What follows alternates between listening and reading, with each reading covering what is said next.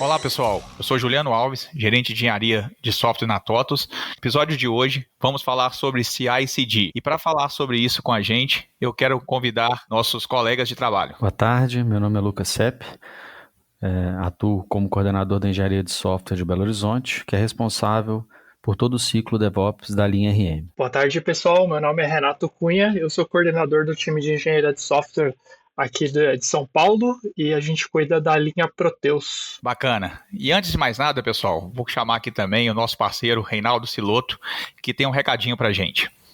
Fala, Siloto. Opa, obrigado, gente. Sejam muito bem-vindos aí, vai ser um ótimo episódio.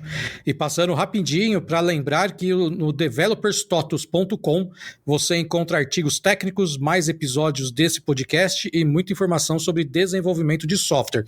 Anota o endereço aí, developers.totus.com.br. E se você gostou deste episódio e gostar, né, porque a gente está bem no início, não esqueça de avaliar no seu aplicativo de podcast.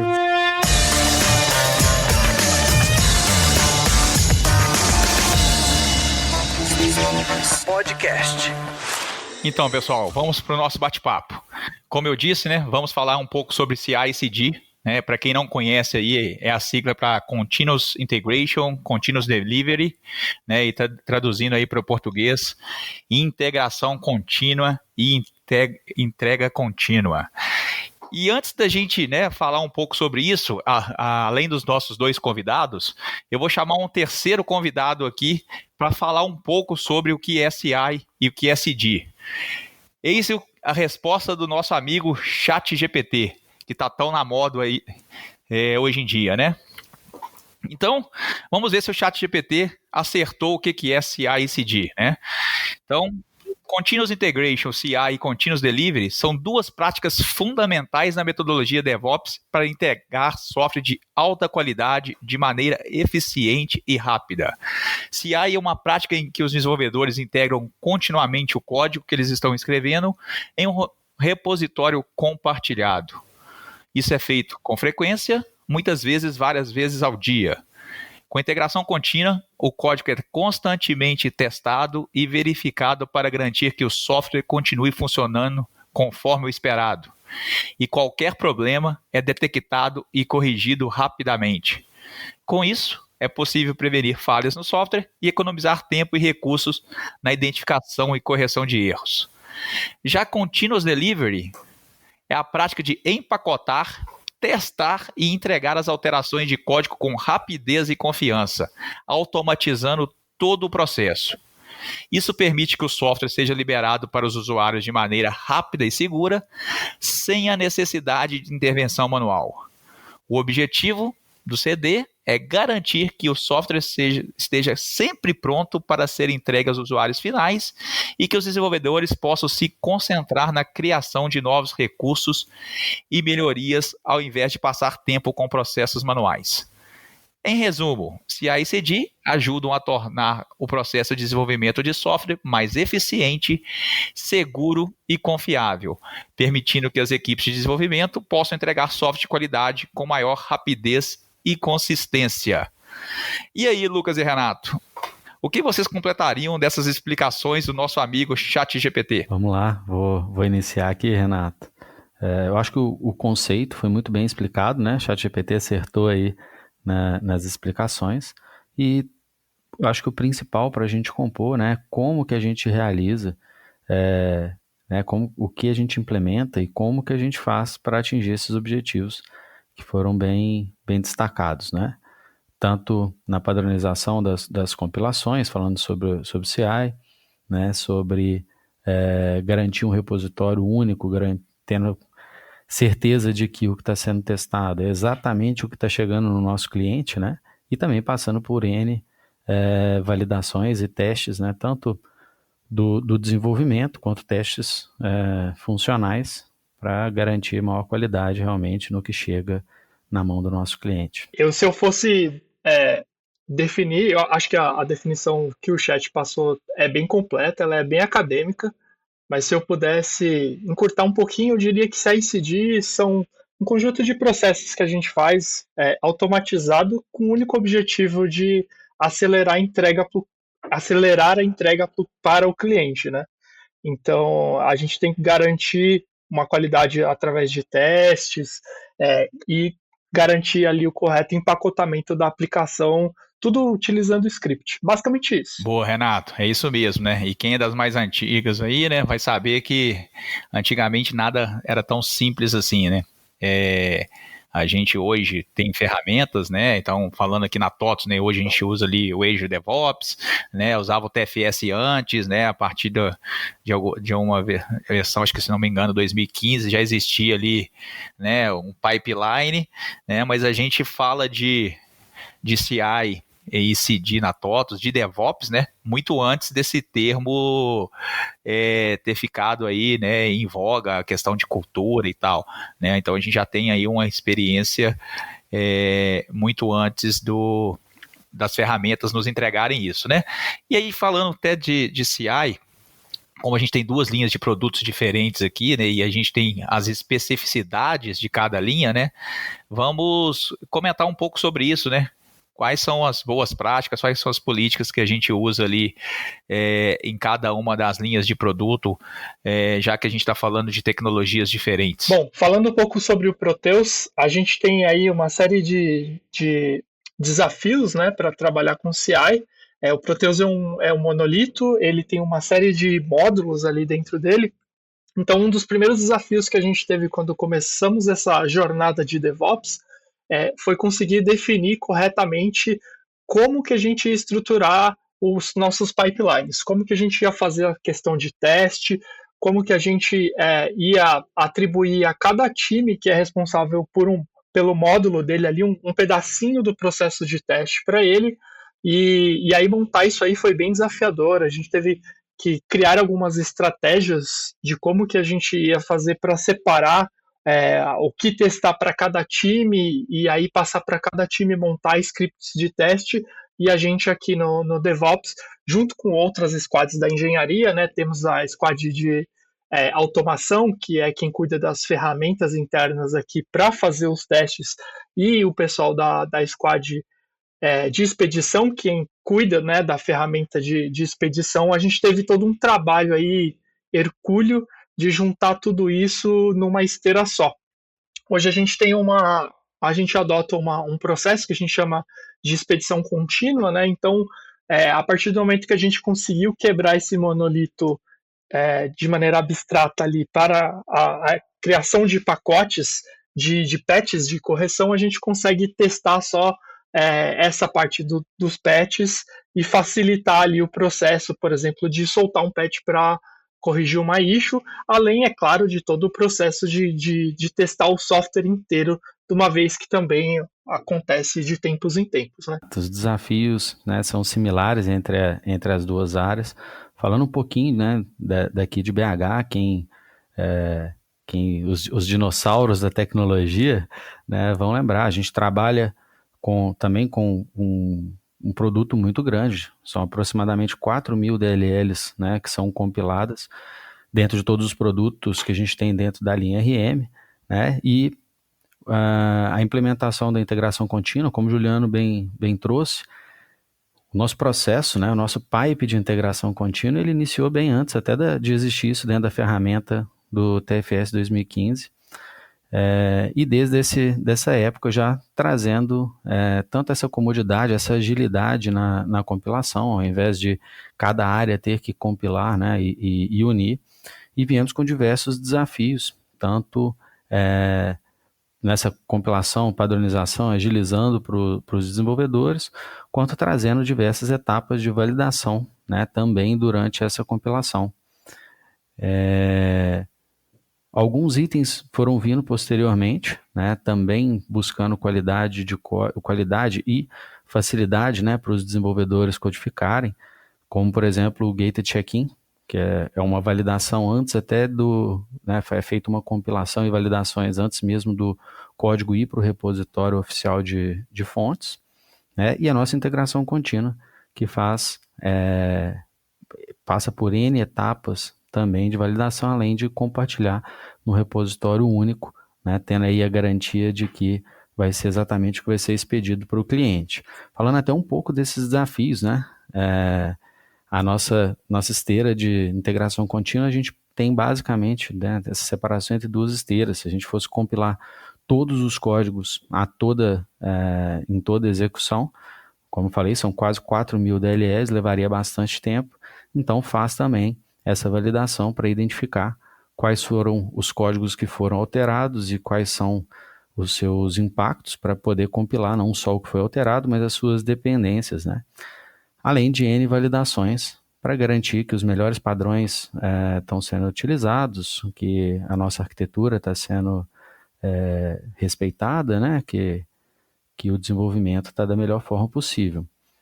E, posteriormente, isso alimenta também o nosso Continuous Delivery, que além, né, realiza etapas de teste, o empacotamento, e também garante que todos os clientes serão, né, comunicados de que as suas implementações ou as suas demandas estão sendo expedidas em alguns patches, né, dentro daquele patch. Vamos lá, pessoal. Daqui a pouco a gente fala um pouco mais de CD, mas CI é um assunto que eu curto muito e assim, né? A gente sabe os desafios que ambas as linhas tiveram, né? E vamos falar um pouquinho mais, vamos explorar um pouco mais, tá? Aí, Lucas, até falando sobre, você falou de gated check-in, né? Não sei se todo mundo conhece, mas também é uma funcionalidade relativamente nova, né? Porque, se não me engano, também estava lá na versão 2015 do TFS, né? Para a grande maioria pode ser que não seja nova, né? Mas para a gente que tem muito tempo de casa, muito tempo de desenvolvimento é nova.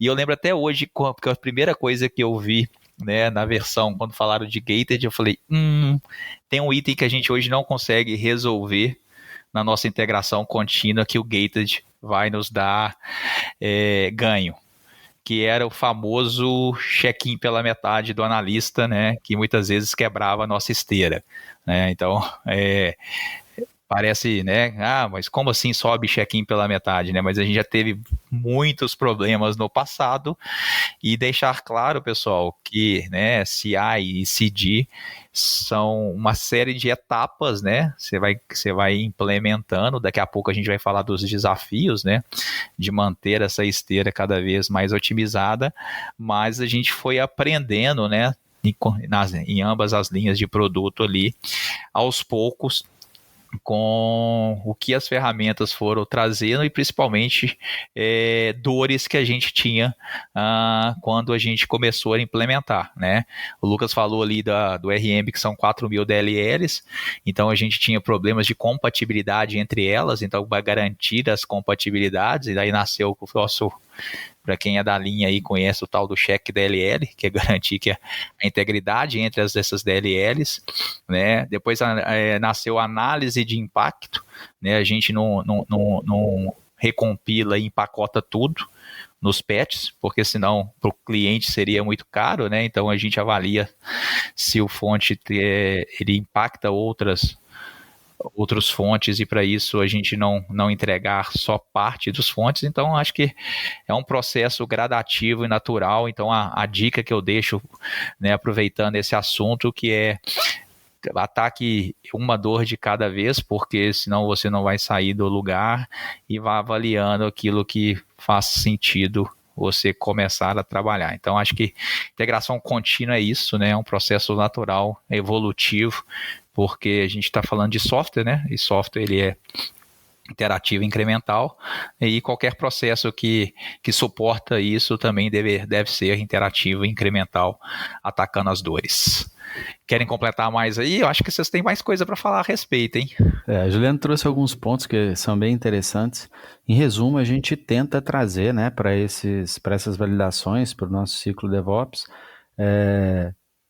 as validações para que o desenvolvedor, né, se preocupe mais com as regras de negócio, com o código, e tenha, óbvio, que todo desenvolvedor já preocupa com boas práticas, preocupa com isso tudo, mas que ele tenha a tranquilidade de saber que também existem validações, né, automatizadas, que vão minimizar outros riscos, né? O Juliano citou a questão da análise de impacto. São algumas preocupações que às vezes que é interessante a gente tirar, né?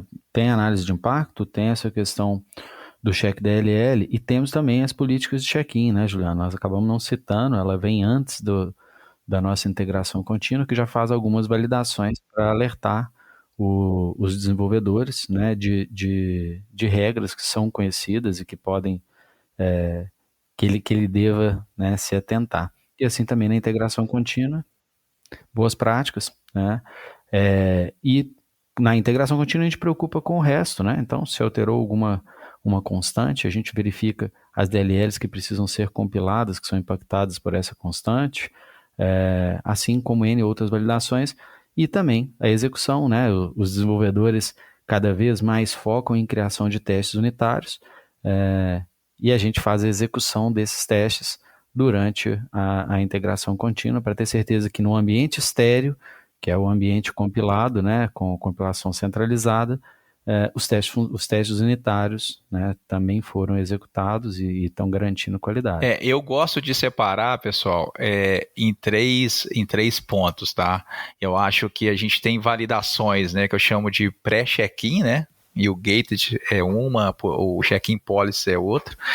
Tem a própria integração, né, que vai buildar ali os fontes, e tem as validações pós, né, o build ali que vai garantir outros quesitos principalmente de qualidade, né?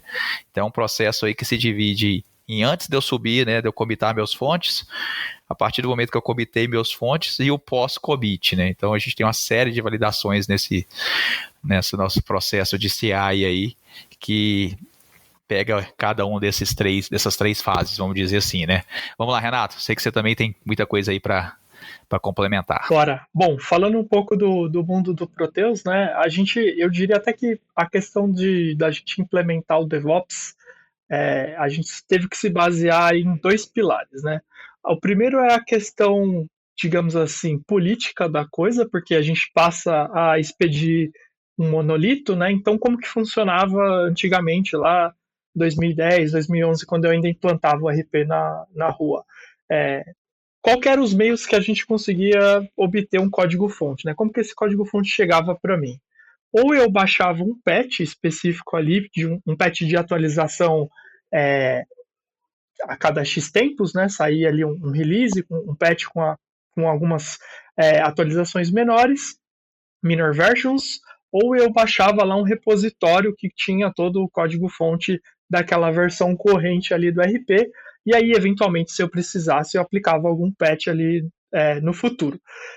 O que a gente tinha, na verdade, havia um represamento, né? Você represava durante muito tempo ali as alterações no código-fonte, e de tempo em tempo você soltava aquela enxurrada de código-fonte.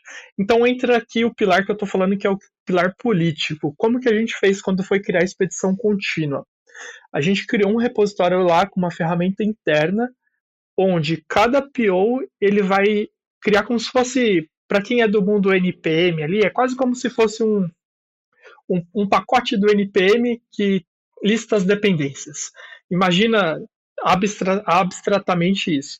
Então ele vai falar assim, meu módulo é o módulo de compras. Então ele vai colocar ali algumas regras, a gente usa um script que lê regex, e aí a gente usa o TFS também, então esse regex vai conseguir colocar quais são os códigos fontes que correspondem à regra de negócio do compras, por exemplo. Então a gente roda esse cara, extrai do TFS uma lista de código-fonte, né? Que fala assim, esse aqui são os códigos-fonte que compõem o meu módulo dentro do meu monolito de compras.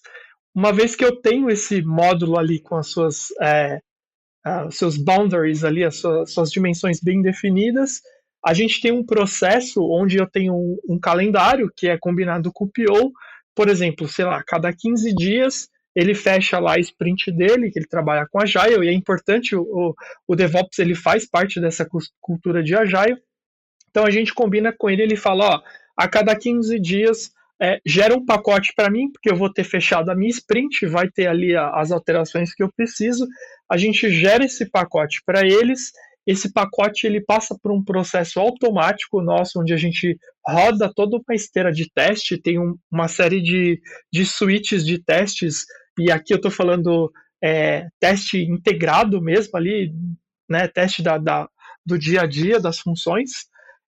Uma vez que esses testes tenham passado e não tenham tido nenhuma quebra, o PO ele recebe isso, tem um relatório que ele acessa.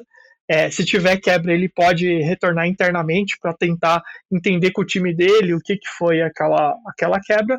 E aí, uma vez que ele viu que está tudo certo, que ele atestou a qualidade, tem muitos POs que também pegam esse pacote e fazem mais uma bateria de testes exploratórios ali. Eles já põem dentro da sprint também, além do teste automatizado, vai ter um teste exploratório do próprio time ali, dos QAs do time, e aí uma vez que isso aí tá ok, ele sinaliza para a engenharia e a gente publica esse pacote com o módulo dele no portal para o cliente baixar e acessar. Então a gente saiu de um cenário onde geralmente saía esses pacotes acumulados a cada 6 meses, 1 ano, e a gente caiu para uma sazonalidade a cada 15 dias, e existem alguns times que têm um pouco mais de expertise nessa área, que eles estão mais confortáveis em trabalhar desse jeito, que eles chegam a expedir semanalmente. A gente não tem uma regra rígida, específica, do tipo, todas as squads do Proteus têm que expedir a cada X dias, mas a gente procura ali trabalhar com eles nessa faixa ali de 15 dias, e o pessoal que se sente confortável, eles fazem expedição ali a cada 7 dias, ali, uma semana normalmente. O outro desafio que a gente teve, que deu bastante trabalho, eu não sei se o pessoal conhece, o Proteus ele é escrito em ADVPL e em TLPP, que são linguagens proprietárias da TOTUS. Então, quando a gente vai olhar para o mercado, o que tem de CI/CD, a gente tem esse desafio de tentar adaptar ferramentas de mercado para o nosso mundo. Então, isso foi o segundo pilar, né? O primeiro foi essa questão política de trabalhar com as squads, trabalhar com os POs, definir direitinho quem que era o dono de qual kit de código-fonte ali que compunha aquele monolito, e a segunda etapa foi adaptar práticas de mercado utilizando ferramentas de desenvolvimento interno. Ô Renato, e aí você falou um ponto bem importante. Na verdade, você falou vários pontos importantes. Vamos começar aí pelo linguagem proprietária e, por exemplo, né, ferramentas de análise de código estático. Né? Eu sei que vocês tiveram que desenvolver muita coisa na mão por ter uma linguagem proprietária. Né? Então, é mais um desafio que se tem, né, nesse cenário. E outra coisa bem legal que você falou, né, a gente já começou a falar aí também, né, do Continuous Delivery e do Continuous Testing, né? Que é a parte de validar, né? Rodar as automações de teste ao final da esteira, antes das expedições. Eu acho que a gente pode falar também, né, Lucas, um pouco sobre esses dois tópicos também, que a gente tem algo similar, né, na linha RM, né? Com, né, talvez ali a facilidade de parte de análise estática de código, a gente aproveitar de coisas que tem no mercado, além, é claro, né, de implementações próprias que a gente fez dentro do nosso cenário, né? Perfeito, Juliano. Eu acho que o Renato foi muito feliz, até nas palavras que você escolheu, né, Renato? Você falou sobre esse desafio político, esse desafio de cultura que existe. Quando a gente fala sobre DevOps, geralmente as pessoas pensam em ferramenta. E mais que ferramenta, a gente fala sobre cultura. Né? E essa aproximação dos times de desenvolvimento é muito importante. Nós estamos falando aqui sobre itens que as engenharias desenvolveram, né? Mas essa proximidade e essa parceria com os times de desenvolvimento é muito importante, né? Até para eles entenderem e verem o valor dessas ações. Né? Falando sobre o Continuous Testing, né, que o Juliano citou, além dos testes unitários, nós também temos a execução dos testes funcionais automatizados aqui em Belo Horizonte. E viemos nessa jornada de aculturamento, nessa jornada política, como você citou, Renato, para engajar, né, no uso, não só a criação de testes funcionais automatizados, mas também a gente olhar para eles, olhar para o resultado deles. Né? E desde o ano passado, a gente passou a verificar também essa etapa, né, para não expedir patch. Nosso principal objetivo, né, é pegar dentro de casa. A gente sabe dos desafios de desenvolver, a gente sabe que falhas ocorrem, né, seja no desenvolvimento, seja por falhas humanas, e cada uma dessas etapas vem para trazer comodidade, trazer conforto, trazer segurança para os desenvolvedores, né, inovarem cada vez mais. A nossa etapa de continuous test, ela é disparada no pós-integração contínua, né, Juliano, igual você citou bem. Então, após a compilação de artefatos, além de disponibilizar para os desenvolvedores, nós rodamos todos os testes que foram impactados. Então, se eu alterei um código, eu rodo todos os testes que passam por esse código, né? Aí vem alguns desafios também, tanto de executar, às vezes a gente precisa executar 600, 800, 1000 testes funcionais, e temos um parque de máquinas, né, hoje com 60 máquinas, para fazer essa execução no menor tempo, né, possível. E trazendo também, né, similar ao que você citou, Renato, caso haja alguma falha nas automações, esse patch aguarda uma avaliação dos desenvolvedores, né, dos times, que é uma aprovação que o PO pode realizar, né, vai realizar verificando não só, né, o que foi alertado pelo teste automatizado, mas também solicitando uma análise específica do time de desenvolvimento. Então, cada vez a gente traz mais execuções, né? Semanalmente, a gente executa centenas e centenas de horas de teste automatizado, né? Para a cada build a gente dispara novas execuções.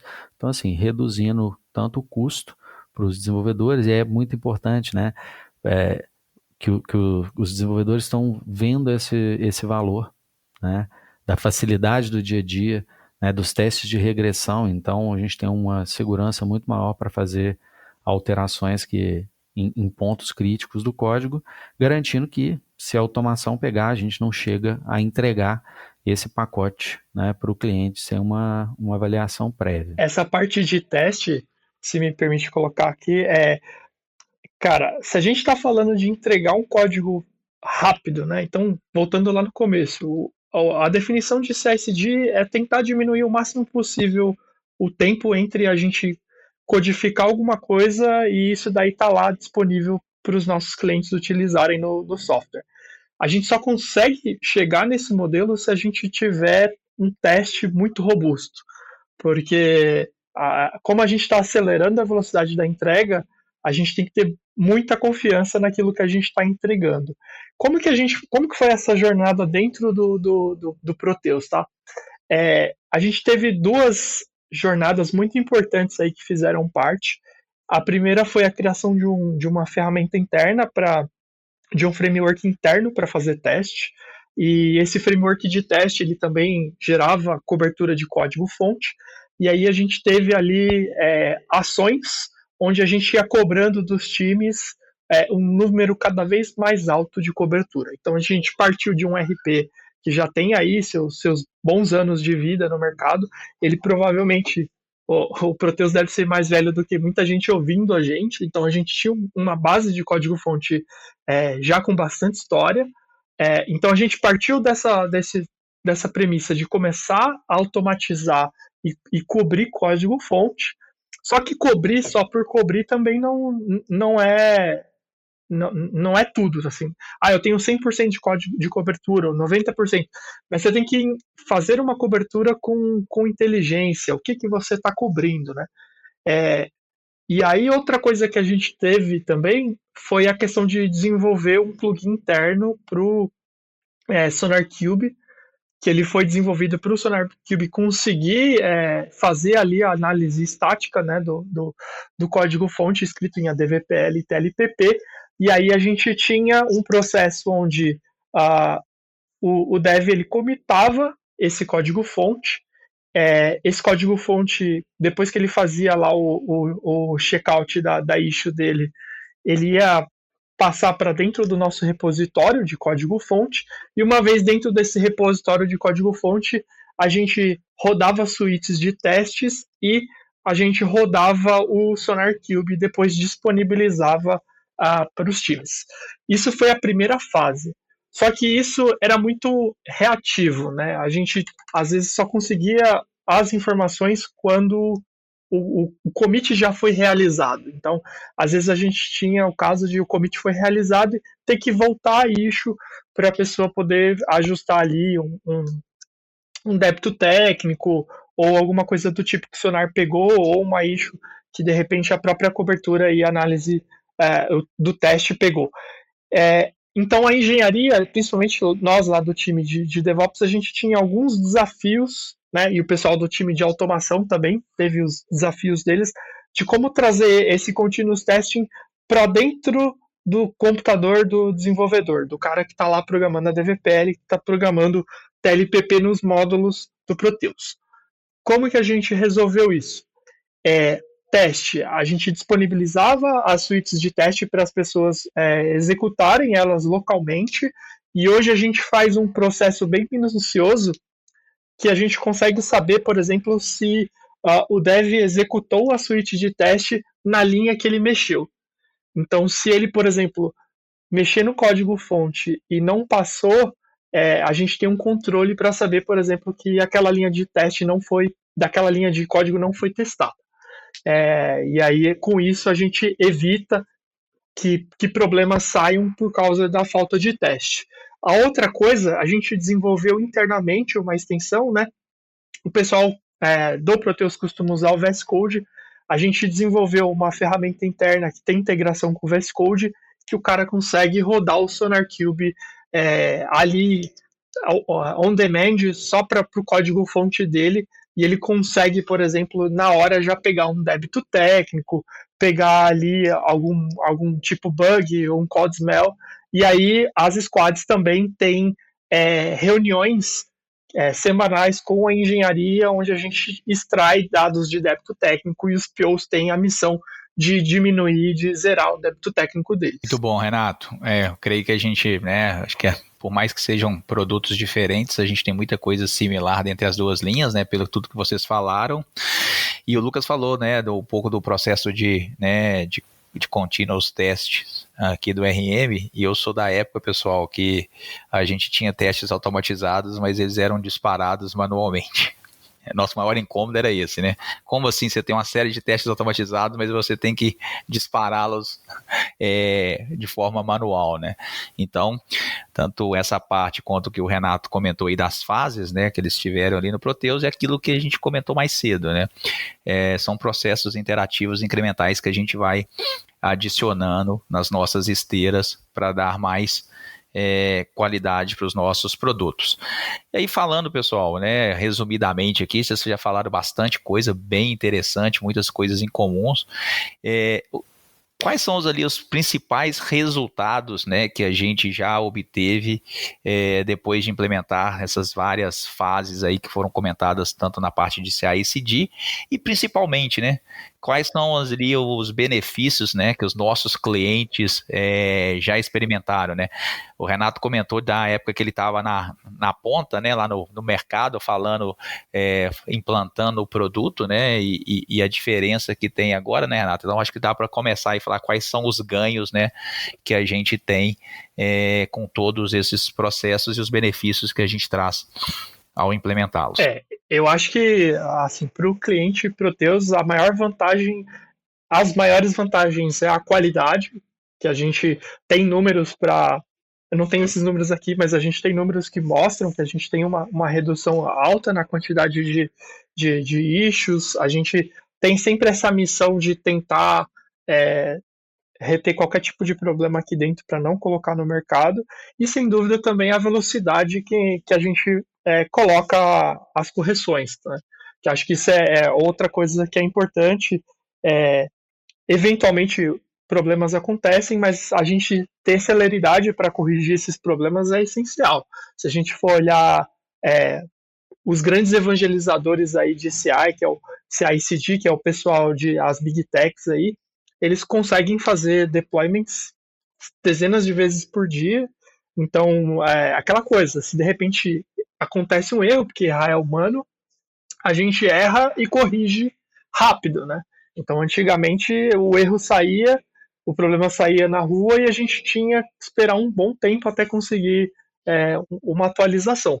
Outra coisa que eu particularmente acho legal, que é um processo que a gente tem maturado aí há alguns anos, mas que é um grande desafio de monolito, é aquele velho problema do tipo, o cara atualiza um módulo e de repente tem problema em outro módulo porque, sei lá, no patch foi alguma coisa que quebrou essa compatibilidade. Então, com essa nossa iniciativa da expedição contínua de tentar quebrar os módulos e passar o patch só com o que importa, só com a regra de negócio ali que está envolvido, a gente também consegue diminuir bastante a incidência aí desses colaterais do tipo, você atualiza um módulo e tem problema em outro módulo. É interessante, né? Porque você trouxe uma coisa que é interessante, né, Renato? A gente quer cada vez ser mais ágil, entregar mais rápido para o nosso cliente. E vale lembrar que de tudo isso que a gente está falando dessas automações, a gente entrega mais rápido e com ainda maior segurança, né? Então, por mais que a gente queira fazer, né, entregar o mais rápido possível para o cliente, hoje a gente demora menos de 15 minutos, por exemplo, a partir do momento que, né, com tudo testado, tudo pronto, para a gente poder comunicar ao cliente, disponibilizar para ele na central de downloads. A nossa etapa de CD é muito rápida, mas além disso também tem toda essa garantia, toda essa segurança que a gente está falando que essas automações nos garantem. A gente trabalha com produtos que são integrados, né, dentro do ERP, e a gente ter essa tranquilidade, por exemplo, de que numa correção de algum erro, hipoteticamente falando, no módulo de financeiro, que também vai rodar os testes dos outros verticais que utilizam o financeiro, para garantir que a gente não tenha nenhum impacto. Então, a gente consegue ser rápidos, né, sermos ágeis nessa entrega e garantindo a maior qualidade do possível. Então, não é ter pressa, né, é realmente ser ágil. Acho que são avanços que são percebidos pelos clientes. Você citou, né, Renata? A gente tem números que comprovam o quanto a gente vem pegando mais coisas dentro de casa e não chegando até o cliente. E até dentro da rodada de conversas que a gente tem com os clientes, a percepção deles de qualidade vem também aumentando, né, período a período, né, Juliano? Fizemos recente uma conversa dessas com os clientes, então que a percepção deles é ainda mais importante para a gente, né? E aí até complementando, né, ajudando nisso, acho que vocês foram muito felizes de falar de qualidade, né, que realmente é isso. A gente tem menos processos manuais, né, dos nossos times, porque eles hoje não têm que ficar rodando coisas locais.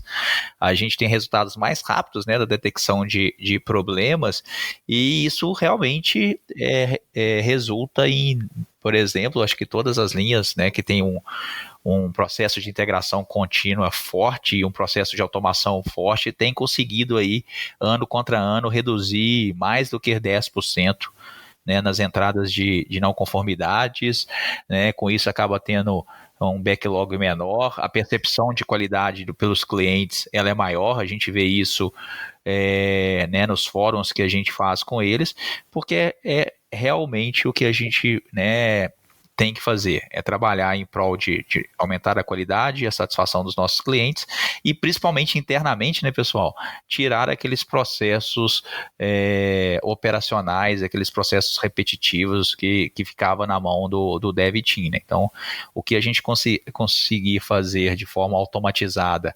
colocando, né, em processos e criando ferramentas para isso, para aumentar essa qualidade e evitar esses colaterais, igual foi comentado por vocês, melhor para todo mundo, né? Perfeito. E tem até dentro dos nossos desafios recorrentes, né, Juliano, de trazer os desenvolvedores para cada vez mais próximo, né? O ciclo DevOps, ele não é da engenharia ou de áreas específicas.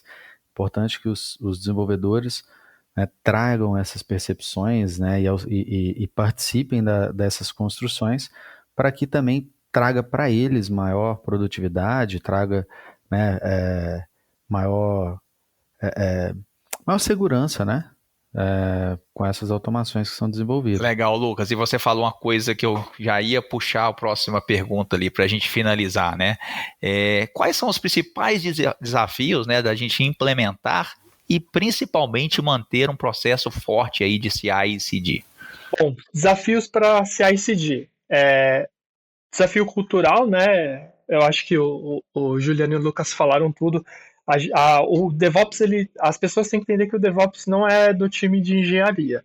O DevOps é do produto, um time onde o DevOps é maduro, ele mesmo ali se resolve, o pessoal sabe utilizar as ferramentas, eles vão buscar as melhores práticas.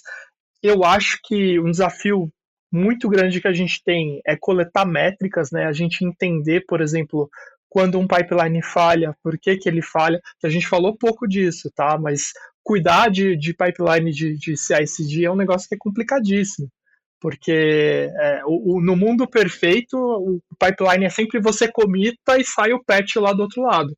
A vida real não é bem assim. Então, muitas vezes a gente tem que parar a linha ali, dar uma olhada como é que tá as coisas. Então, eu acho que essa questão de observância, de tirar a métrica dos processos, quantos commits são feitos por dia, quantos pacotes são gerados, qual percentual desses pacotes são quebrados, se os testes que a gente está criando, que o time está desenvolvendo, eles são testes válidos, se eles são testes que vale a pena para a gente poder estar o tempo inteiro ali direcionando os esforços do time sempre em produzir código bom. Tudo que está em volta ali tem que sustentar no final a ideia da pessoa gerar um código bom, tá? Eu acho que é isso. Hoje a gente tem diversos desafios tecnológicos, né, Renato? A gente vem inovando, buscando novas ferramentas. O Juliano comentou, a gente trabalhava com TFS 2015, agora migramos tudo para Azure DevOps, mas eu acredito sim que o principal desafio é essa questão do aculturamento, né? Porque o desafio de DevOps ele é realmente, né, incremental, ele é um processo de melhoria contínua. Renato citou essa questão da gente estar próximo, né, garantir a efetividade desses processos. Eu estou aqui na engenharia desde 2019. Não me recordo de um mês que a gente passou sem trazer alguma melhoria para a nossa integração contínua, né, para o nosso continuous delivery. E essa proximidade com os desenvolvedores que gera isso. Então, eu acho que um dos grandes desafios é realmente trazer tanto que as pessoas, né, compreendam a cultura DevOps, quanto tentar extrair ao máximo possível dessas comunicações, dessas experiências, as oportunidades de desenvolvimento, oportunidades de novas validações e de melhorias, juntamente com isso que o Renato comentou da operacionalização, né? Não é só criar um pipe, a gente tem que garantir que esse pipe, né, funcione bem dentro dos seus ambientes produtivos. Então, acho que são os nossos principais desafios, realmente. Acho que vocês falaram muito bem, né? As engenharias, elas não trabalham contra o time de desenvolvimento, né? Elas trabalham junto com o time de desenvolvimento em prol de entregar software com qualidade para os nossos clientes, né? E muitas vezes o que a gente tem que fazer é rever mesmo todos os nossos processos, ver o que é possível paralelizar, uma vez que a gente, né, falou várias vezes aqui que a gente vai incrementando novas validações à medida que a gente vai percebendo a necessidade, nossas automações vão crescendo, então acho que esse processo mesmo de sempre rever e avaliar aquilo que a gente consegue melhorar na nossa esteira, porque quanto mais ágil ela for, melhor para a gente conseguir entregar mais rápido para os nossos clientes, mas não deixando, em hipótese nenhuma, né, de manter ali as barreiras de qualidade.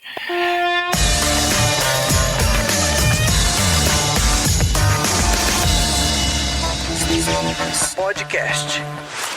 Muito bom, pessoal. A conversa tá boa, né? Mas a gente tem que nosso podcast está chegando ao fim. Vou deixar aqui mais uma vez um muito obrigado, né, ao Lucas e ao Renato. Acho que foi uma aula sobre CI e CD. Muito bacana o conteúdo. E aí, como sempre, né, a gente tem lá de praxe, vocês deixarem aí alguma dica de leitura, algum outro conteúdo, né? Tá na roda aí também, stream, série, para quem está ouvindo a gente. Fiquem à vontade de dar suas sugestões. Falando um pouquinho, iniciando, né, na Universidade TOTOS, nós temos bons conteúdos sobre o ciclo DevOps da engenharia RM. Temos uma trilha completa que passa por tudo isso. E eu acho que o principal recado para a gente trazer, né, que todos estudem sobre a cultura DevOps, aprofundem sobre como é implementado dentro das suas linhas, busquem uma proximidade grande também com as engenharias, né? Esse é um dos nossos objetivos e dos nossos desafios, então contem com a gente, né? Seja para dúvidas, para sugestões, porque é sempre muito rico, sempre que a gente tem, né, esses debates aí sobre as oportunidades de melhorar nosso ciclo. Legal, Lucas.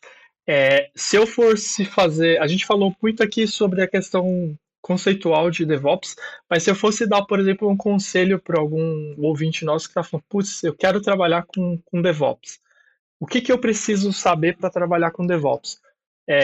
Eu indicaria a pessoa estudar bastante a questão de automação e script com Shell Script, né, que seria ali programar utilizando o ambiente Unix, né, então pode ser Ubuntu, pode ser ali uma série de Linux ali que a pessoa achar interessante para trabalhar, né, é muito difícil a gente trabalhar com DevOps só com Windows, tá, pessoal? Vocês têm que se acostumar a utilizar Linux, é importante. Python também a gente usa bastante para fazer automação. E Docker, principalmente Docker, eu acho que é fundamental. Então, acho que se a pessoa quiser criar um arcabouço legal ali para começar a entender de DevOps, se focar nisso daí. De repente, instalar ali uma VM na máquina para mexer com Ubuntu ali, brincar. Não pode ter medo de tela preta. Tem que gostar de fazer ali bastante comando ali, linha de comando.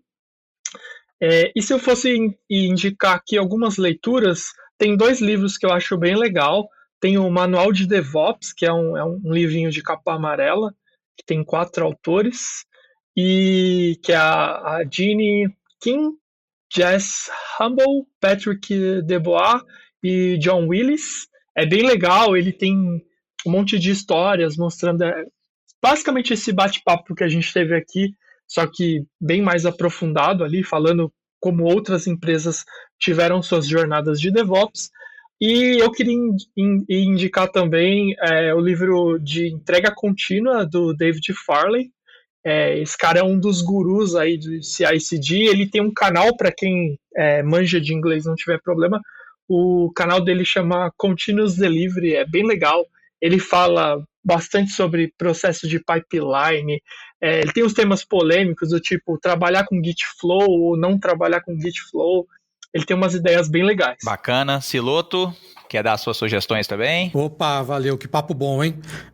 Só passando mesmo para lembrar o pessoal para acessar o developers.totus.com, que tem muita informação técnica lá, tem muita tecnologia que a TOTUS trabalha, tem também todos os episódios do podcast e pedindo mais uma vez aí o pessoal não esquecer de avaliar o episódio no seu aplicativo preferido. Valeu e até o próximo. Valeu, Siloto. Obrigado, pessoal. Eu também vou deixar aqui minha dica, tá? A gente falou bastante aí dos processos, como que funciona, parte de CI e CD.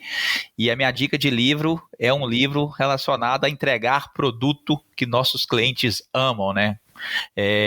Chama-se Inspirado, né? Como criar produtos de tecnologia que os clientes amam, do Martin Cahan. Bem legal esse produto, tá? Esse livro.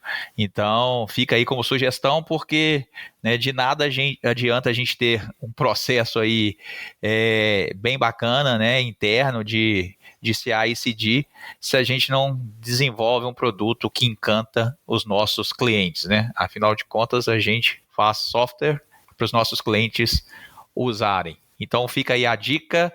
Muito obrigado a todos. Um grande abraço e espero vê-los no próximo podcast do TOTUS Developers.